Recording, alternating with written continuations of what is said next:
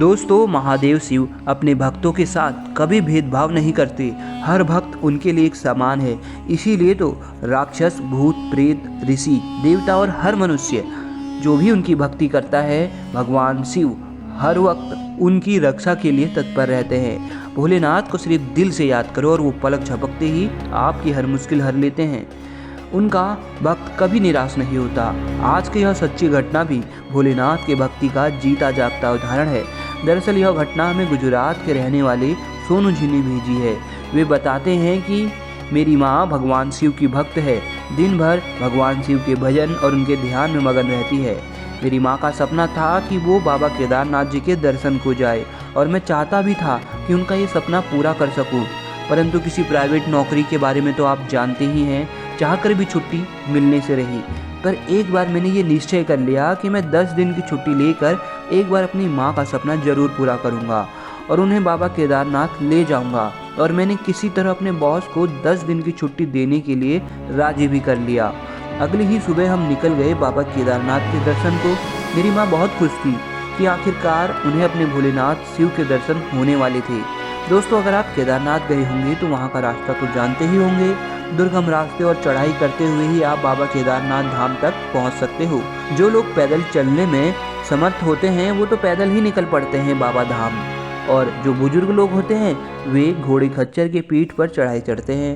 क्योंकि मेरी माँ उतनी चढ़ाई चढ़ नहीं सकती थी, इसलिए मैंने अपनी माँ के लिए खच्चर वाले को बुला लिया। उसने अपने खच्चर के ऊपर मेरी माँ को बैठाया और निकल पड़े हम बाबा के धाम। परंतु मैं देख रहा था कि वो खच्चर जिस पर मेरी माँ बैठी थी थोड़ा लंगड़ा कर चल रहा था। शायद उसकी टांग पर चोट आई हो, परंतु मैं ज़्यादा जानता नहीं था, तो मुझे लगा कि यह सब नॉर्मल ही होगा और वह खच्चर हमें पहुंचा देगा केदारनाथ तक। लेकिन चढ़ाई करते करते बीच में ही वो खच्चर अचानक अपने आप को नहीं संभाल पाता और उसमें बैठी मेरी माँ खाई की तरफ गिर गई। मेरी आंखों के सामने जब ये हुआ तो मेरे पैरों के नीचे जैसे जमीन खिसक गई हो। मैं बस माँ ही चिल्ला पाया और जोर जोर से रोने लगा। मैंने गुस्से में भगवान शिव से कहा, भोलेनाथ, मेरी माँ तुम्हारी बहुत बड़ी भक्त थी, पर ये क्या, आपने अपने दरबार में आने से पहले ही उन्हें उठा लिया। ये क्या अनर्थ कर दिया शिव तुमने अपने ही भक्त को मार दिया। हे भोलेनाथ, अगर तुम सच में हो, तुम वो हो जो मेरी माँ कहती थी, तो तुम्हें मेरी माँ को बचाना ही पड़ेगा, नहीं तो मैं अपनी पूरी जिंदगी तुम्हारा नाम नहीं लूँगा। इतना कहकर मैं फिर जोर जोर से रोने लगा। दोस्तों, तभी एक अनोखा चमत्कार हुआ। एक बाबा मेरे पास आया और बोला, बेटा तुम रो क्यों रहे हो, जाकर अपनी माँ को उठाओ, वो ज़मीन में ही तो गिरी पड़ी हैं। उस बाबा ने जिस जगह इशारा किया उस जगह जैसे ही मैंने अपनी नज़र घुमाई तो सच में वहाँ मेरी माँ गिरी पड़ी थी। ये क्या, जहाँ पहले कुछ समय खाई दिखाई दे रही थी वहाँ ज़मीन कहाँ से आ गई? मेरे कुछ समझ में नहीं आ रहा था। मैंने दौड़कर अपनी माँ को उठाया। उन्हें हल्की सी चोट आई थी।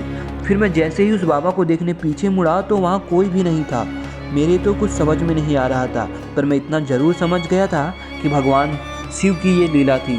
उसके बाद मैंने खुद अपनी माँ को अपने पीठ पर बैठाकर केदारनाथ जी के दर्शन कराए और मैंने जो कुछ भी बोला उसके लिए भगवान शिव से क्षमा मांगी और हम सही सलामत बाबा केदारनाथ के दर्शन कर वापस घर पहुँच गए।